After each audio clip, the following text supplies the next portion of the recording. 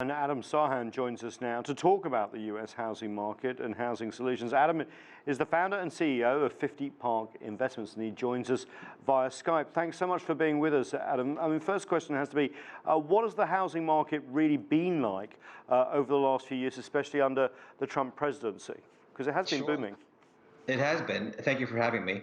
What's happened over the last several years has been a big rebound off of the 2008 crash.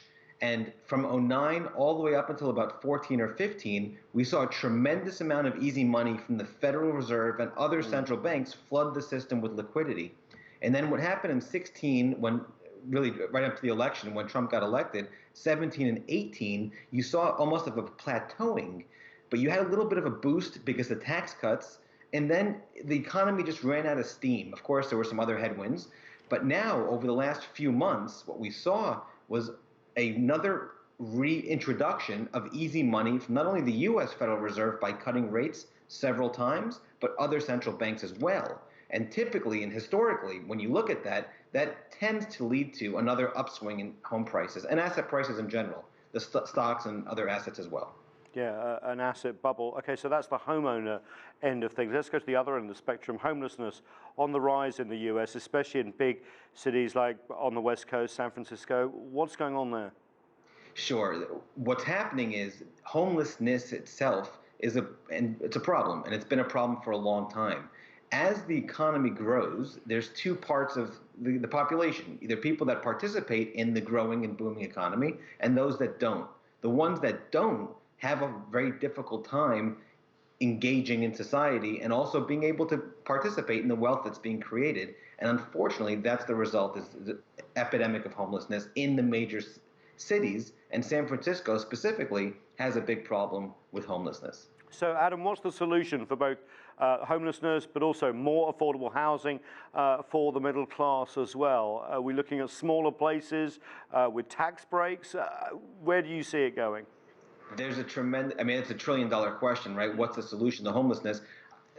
The answer is it's a coordinated, concerted effort from not just the public sector, I mean the government, but also from the private sector. And it needs to be a grassroots movement to address the issue, because it's not just in one city. It's literally in every city all over the world. So until you can see structural reform, meaning you see governments and also private companies and citizens step in to attack and address the problem in a solution-oriented fashion, meaning they're not fighting about politics, the right versus the left, none of that stuff. It's just, let's find a solution. Unfortunately, homelessness will prevail. Well, lacking government policy in the U.S., what are the solutions that the sort of market will decide? We're looking at new generations, for example, living in smaller spaces, shared spaces, granny flats, we used to call them in the UK, where mother-in-law apartments, I think they call them here. That sort of thing where families live together and in smaller spaces. What are we seeing in the market? Yeah, what we're seeing right now is if you look at the millennials, there's a company I'm part of, it's Millennials123, the website's 123.com, where we study millennials and we help corporations interact with millennials. This generation, millennials, and then also the next generation behind it, Gen Z, it's tremendous amount of just elongated time living with their parents. So the baby boomers, the ones with the wealth, there's going to be a massive wealth transfer from the baby boomers to the younger generations. But right now, just because of the economy and home prices, a lot of millennials and younger generations are just unable, they're priced out of the market. They're unable to buy a home.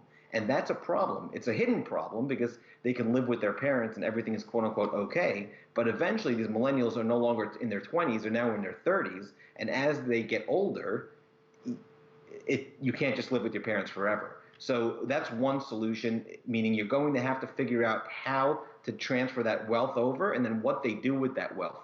That's one. The second big solution is like in Tokyo. They live in micro apartments where you're going to see, because of technology, the introduction of smaller, more compact spaces that are more efficient, that just didn't exist before. And if you can create those kind of small habitats where people can live, and it's also much more affordable, by the way, then you're in a situation where you can use a lot of the land outside of the immediate downtown area in any big city and create